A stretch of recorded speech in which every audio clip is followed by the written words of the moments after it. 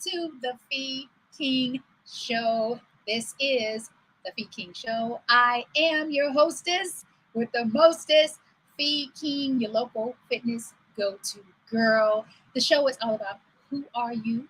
What do you do? What's your why? How in the world are you keeping this thing all together?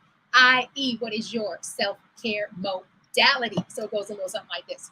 I am a woman, a sister, a cousin, a favorite cousin to my favorite cousin on my mama's side, cousin Rosetta Bonner. Grace, rest in peace and power. I am an auntie. I'm a pet parent. I'm a daughter. I am a best friend. I'm also a fiance. What do I do? I'm so glad you asked. I help women over the age of 40, specifically, yet not exclusively, get physically and fiscally fit. Why? Because I love myself so much today that it only makes sense to love my sisters exactly where they are. How am I keeping this thing all together?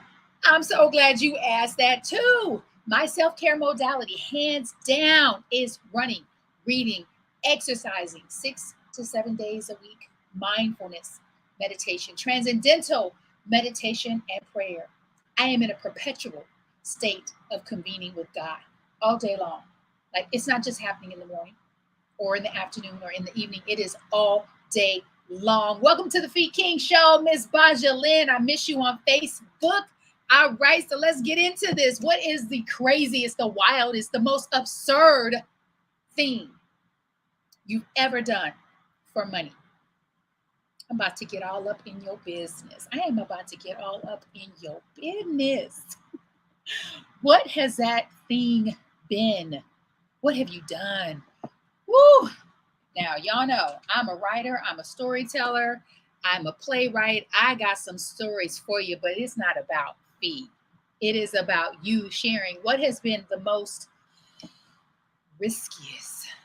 Bob Proctor believes that risk takers are those who succeed in life. If you are an intelligent risk taker, you're not just going off half-cocked. You're doing the research. You're investing your time and your energy. You're asking the questions. It's not just this kind of I double dare you, right? Good morning, fiance extraordinaire. What's up, Sekou Wrights? Sekou Wrights is in Nashville, Tennessee right now, preparing to run a 3K race tomorrow for Transformation Life Center, which is Demetrius Short's nonprofit out of Nashville. Please support. You can go to this link right here, transformationlifecenter.org. They are a little over 16,000 and they have a goal of 25,000. However, their big goal is to raise $100,000, and that is possible. Let me tell you how that's possible. Belief. Simply having a desire and holding an image on the screen of your mind of what you can accomplish. Last year, was it last year? What? No. 2022.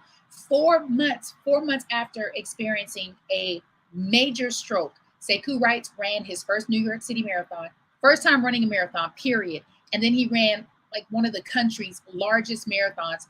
He raised, in a span of less than 6 hours, $16,000 for Transformation Life Center. So we are believing that it is possible to raise $100,000 tomorrow for his race. He has over 500 runners. Epic. I was there 2 years ago and I was like, listen, this is far more than I expected. I am so impressed. Shout out to you, Demetrius. I'm sending you love, and I know that y'all can and y'all will. What has been the wildest, the craziest, the most ridiculous, the most absurd, the most dangerous, the most sketchy thing you've ever done for money? Money, money, money. All right, let's get into this. So we are going to Charles McGee. I heart you too. Charles, I saw you were in Cape Town. I was like, he is back. Shout out to Charles McGee for surviving cancer, beating cancer's ass. Like, I witnessed this brother do the work. And there's one thing to talk about. I want to be well. I want to feel better. I want to do better. I want to make more money. I want to impact the world. right? That's a lot of lip service. That's a lot of talking. And there's another thing, to embody it, to be about it, to do the work. Even though you're in pain, even though you're weak, even though you are discouraged by the sounds around you in the hospital, people saying things. Shout out to you, Charles McGee. You are a survivor, and I am happy to know you. I'm happy to call you a friend. We're going to start with a reading from, because it's all about money today, y'all. It is all about money and the adventures that some of us have been on to accumulate the money. We're going to start with The Science of Getting Rich. The Science of Getting Rich by Waddles D. Waddle. Waddles D. Waddle. Wallace, C. Fee King Wallace. I was like, that doesn't sound right. By Wallace D. Waddles. He says, success in life is becoming what you want to be. Success in life is becoming what you want to be. You can become what you want to be only by making use of things. And you can have the free use of things only as you become rich enough to buy them. Therefore, an understanding of the laws of the universe and the science of getting rich is the most essential of all knowledge. There's nothing wrong in wanting to get rich. The desire for riches is really the desire for a richer, fuller, and more abundant life.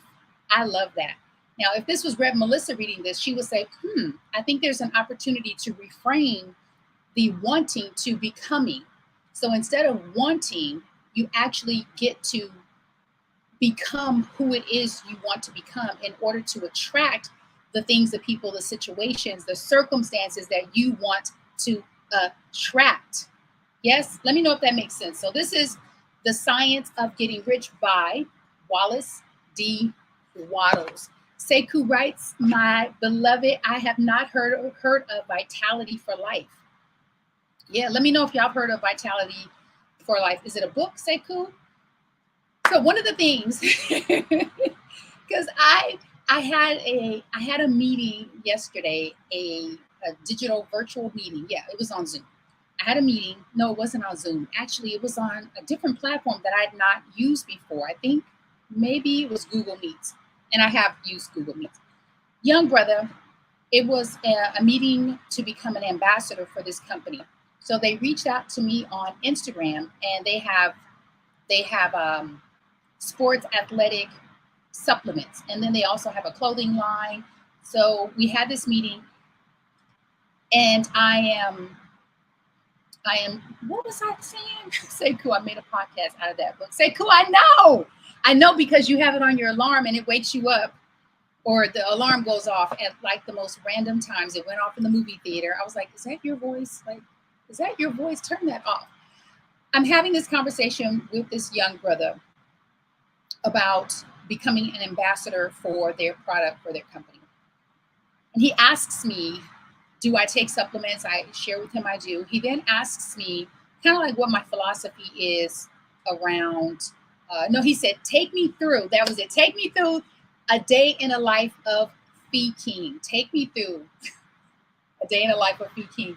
Y'all, I got exhausted. And I chose to stop. I was like, you know what? This is too much. And I said, I don't know if it's making me sound old or making me sound like I have lived a full freaking A life already. And I'm only at the halfway point. But I said, I have done a lot of ish. Like, I've experienced a lot of things. What is the most ridiculous, the most wildest, the craziest thing you've done for money? Because maybe you were in a pinch.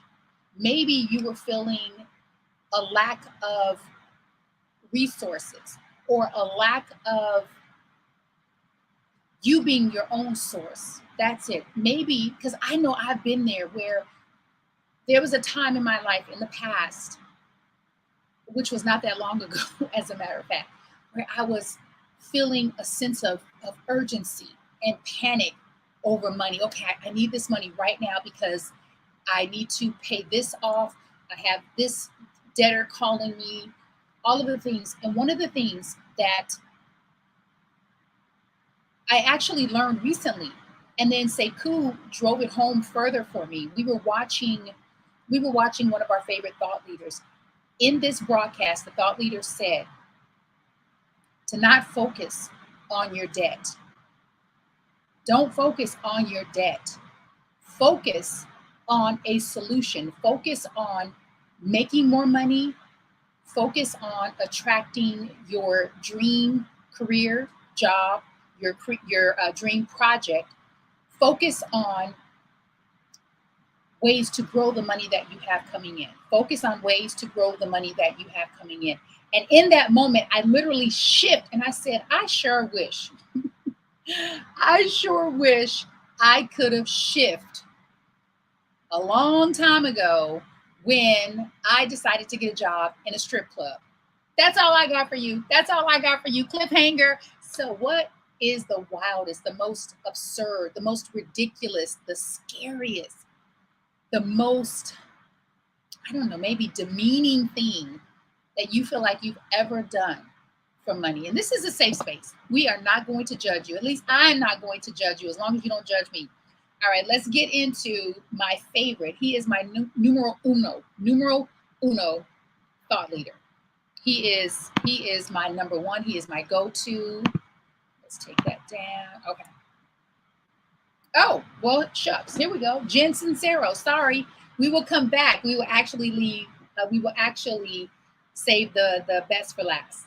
Sekou says, I make cardboard boxes. Oh, for money? Oh, like, were you 12? Sekou says he made cardboard boxes for money. I love it. Ms. Bajalin, actress extraordinaire. I was told that over 20 years ago, I have not stopped reaching. I was told that over 20 years ago, and I have not stopped reaching. Oh, Ms. Bajalin, you were told what over 20 years ago, and you have not stopped reaching? Here we go. She is one of my new favorites. You are a badass at making money. Say it with me.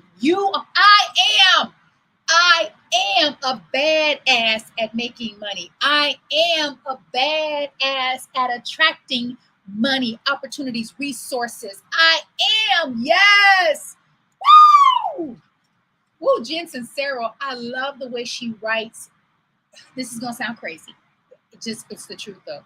When I read her writing, I feel like I'm reading myself.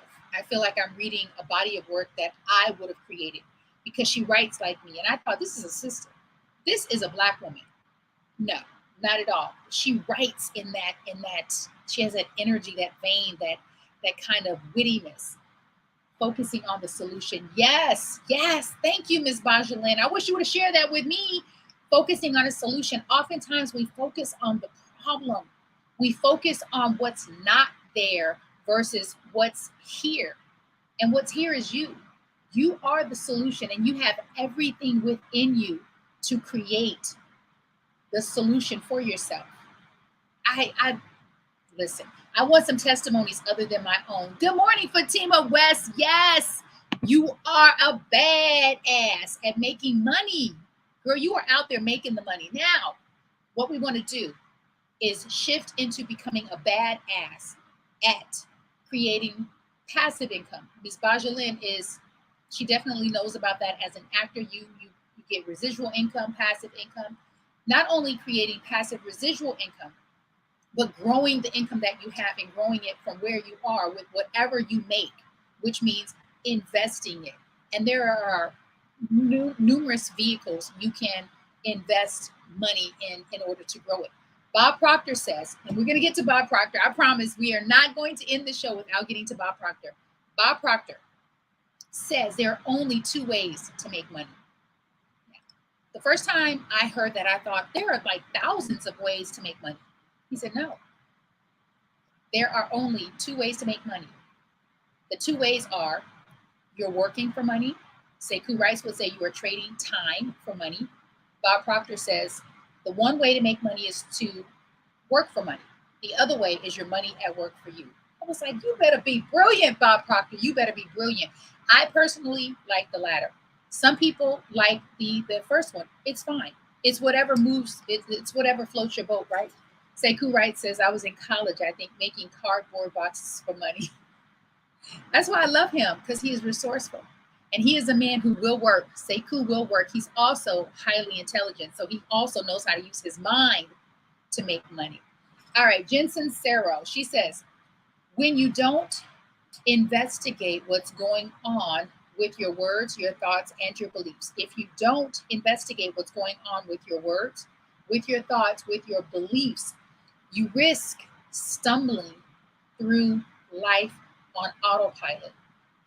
You may, for example, automatically assume that your beliefs are founded in your own truths, rather perhaps the truths of your pattern, or the truths of your parents or people around you, or that your words accurately express your beliefs instead of being mindless regurgitations of stuff you've heard before, or proof that you have a lousy handle on vocabulary. And don't even get me started. See, this is what she says. This is how she writes. I'm like, you write like me, she said. And don't even get me started on how much time we waste spinning out on thoughts. Don't even get me started on how much time we waste on spinning out on thoughts that are, shall we say, less than productive. I tell you, she's a sister. She is a sister. She is a sister. I remember growing up in Omaha, Nebraska. That's right. There are Black people in Omaha. There are Black people in Omaha, y'all. We're there. One of my mom's infamous sayings, quotes, isms was, money doesn't grow on trees. I got my first job at the age of 12. So this is one of the, I think it was a wild thing for me to do, is as a 12-year-old child to lie to the manager at a restaurant. It was called Fur's Cafeteria. So if you're watching and you're either in Omaha, from Omaha, and you remember Fur's Cafeteria from back in the day, Fur's Cafeteria. My mother actually lied to the manager at Fur's Cafeteria, told him I was 16 when I was 12 years old. I was tall, and so I could pull off 16, and I was really mature. I get the job, and I'm super excited, y'all. I literally am working 25 to 30 hours a week the entire summer, and I loved every single moment of it. I knew many things that my mom instilled in me. One was a really strong work ethic. And being able to work and have a strong work ethic, I think, is admirable. However, we watched something else the other day, Sekou and I. Sekou, maybe you can remember and you can help me with this. This thought leader was talking about the difference in working hard and working smart.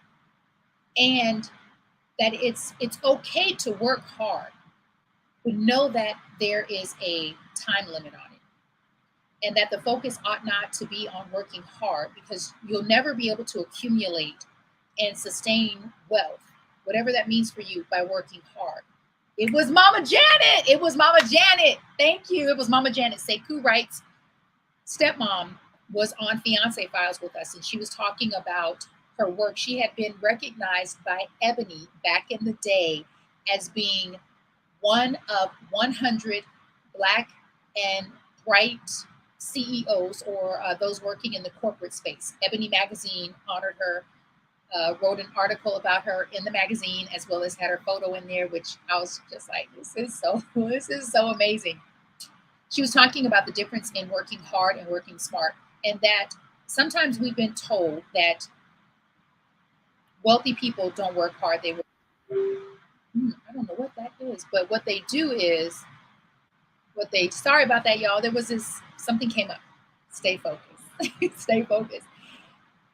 You do actually get to work hard and work smart while you're working hard. And so my mom instilled in me the value of working hard, because we didn't have access to that language, which is working smart. We had access to working hard. So I've always known how to work hard. At 12 years old, I made enough money by the end of that summer to buy all of my school clothes, take myself to the hair salon for the first time, and get whatever hairstyle I wanted because why? I was paying for it. And also, I opened up my very first savings and checking account at 12 years old. However, I think that is one of the wildest jobs I ever had because I'm a 12-year-old child and I am working with adults, I'm working with older teenagers, and it was a great experience though. I have nothing but great memories from Fur's cafeteria. What has been the wildest thing, Fatima West, girl? Because I know you've done some things to make some money. What has been the wildest thing that you've done to make money? Before we get into my last read, which is going to be Bob Proctor, You Were Born Rich. So Bob Proctor, I was watching an interview that he did 6 years ago. Bob Proctor, unfortunately, is no longer with us. However, he has left a legacy. He has left us so much in the way of value as it pertains to making money. Not only making money, but really shifting your mindset around the life that you want, how you want to live your life, regardless of what people think you ought to be doing, but how you want to live your life. He's left us a legacy of books, audio, video, courses. It runs the gamut. In this interview, Bob Proctor shared that his mentor, who exposed him to a new way of thinking about himself and about money. This man gifted him a book. I don't know the name of the book. I said I'm going to give you the name of the book, and I haven't. However, I will. I don't know the name of the book. However, Bob Proctor says that he has been reading this book that this man gave him every day for 55 years. This was 6 years ago, every day for 55 years. I have been reading You Were Born Rich for the 14th time. I believe this is either the 14th or the 15th time. And I read it every day. I read it this morning to Sekou. I audio recorded it, sent it to him. So let's open this up. Let's see. Bob Proctor says, "It is my belief that every one of us has our own dreams. We all have a vision and an idea or a picture of some great or grand thing or accomplishment which will float to the surface of our consciousness from time to time. Moreover, for a brief few moments, we permit ourselves the luxury of enjoying ourselves doing, being, and having whatever that dream might be. There is no doubt in my mind that you too hold a picture of something which floats to the surface of your consciousness periodically. And if the truth were to be known, you would dearly love to execute that dream. You would dearly love to execute that dream." Bob Proctor, for me, he is just the truth. He says here also, in big bold letters, write, "I can." And then yell it, say it, sing it, drill the idea that you are now going to do this thing. And I would like to help you reframe that to I am. I am. This is a book. Oh my gosh, it's sitting. This is a journal, actually. I am going to share this journal with you that was gifted to me by my favorite cousin on my mother's side, Rosetta Bonner. It is the Secret Gratitude Journal. The Secret Gratitude Journal. The Secret Gratitude Journal. In here, and let me look at it, y'all. It is so weathered and tattered. Right? So on the left-hand side, on this side of the journal, you write in present tense what you want to be, do, and have. All the things that you want to do. All the things that you want to become and have and give. Any and every experience that you can think of. You write on that side of the page. And then on the other side, you write as if it's already happened. So basically you're saying, thank you, I appreciate. In this journal, there's so many things There's so many things that I wrote, woo, that have come to fruition. And I'll share this last story with you. I will share this last story with you, which is in my beautiful The Secret Gratitude Journal. I wrote, and I'm going to paraphrase because I don't want to thumb through and find it and read it because that'll just take too much time. However, I wrote in this journal that I see myself on stage performing my one-woman show in Scotland.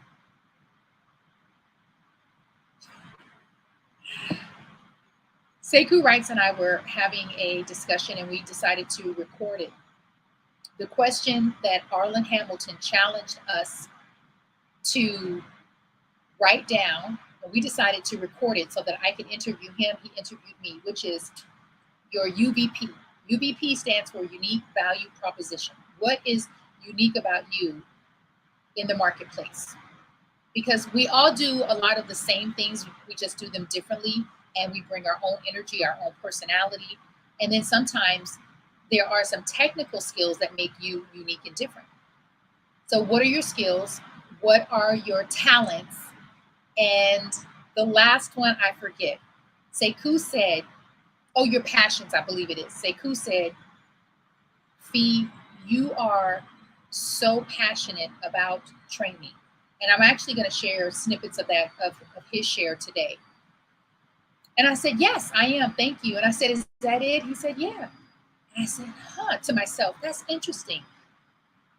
Because people see me as, not only as I see myself, but what I put out there. So people don't see me as a writer, as an actor, as an author, first and foremost. They don't see me as that because what I put out on social media and in the world is training, group fitness, helping women over 40, etc., which is fine. However, I know that my passion does not lie exclusively in training. It lies in storytelling, hearing stories, sharing stories, writing.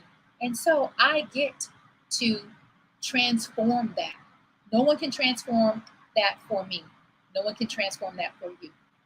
I wrote on one side of this journal that I see myself on stage performing my one-woman show.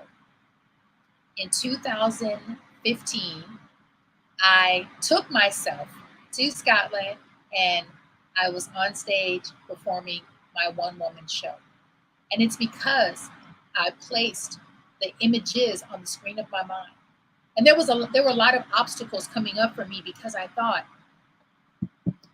this is a Black story. This is a story of how a young girl survived her childhood. So the tagline is, the story is about a wild weekend house party where a young girl, where a young girl is introduced to adulthood and womanhood far before she was ready. So in my mind, I thought this is a Black story. You know, I'm a Black woman. I come from a Black family from the Midwest. And what I learned was when you get out of your own way and when you stop deciding what other people will find value in and what other people will find interesting, not until you do that will you open yourself up to the possibilities. And I opened myself up to the possibilities. My experience in Scotland, while so many things didn't work out the way that I wanted them to versus the way that I imaged them, the things that I imaged worked out perfectly. And people of other cultures, other countries, other ethnicities got the story. Why? Because it's a human story. And everyone can relate to love. And everyone can relate to failures. And everyone can relate to having that one or two dysfunctional family members. Like we all have them. And now I got to celebrate my very dysfunctional family members. What have you done in your life that is so wild, so ridiculous, so crazy for money? That is the question on the table as we close out the Fee King show. Let me check Instagram. Thank you so much for being here. We are talking about, hey, So Paula, what's up, girl? We are talking about the wildest, craziest things that we've done for money. I've shared my story. If you are checking out the Fee King Show on replay, please feel free to share your story. And then here are some books that I recommend that I am reading, that I am not only reading, however, I'm absorbing and implementing. First and foremost is my number one, Bob Proctor, You Were Born Rich. Number two, Wallace D. Wattles, The Science of Getting Rich. And Bob Proctor actually did a special introduction in this book. Sekou Wright has a podcast titled Get Rich, where he reads from this book. Lastly, my new favorite is You Are a Badass at Making Money. I am your local fitness go-to girl, Fee King. This is the Fee King Show. I bid you love, light, peace, prosperity, possibility, positivity, abundance, excellent health, not just for today, not even for this weekend or the rest of the year, but for your entire life condition. We're out.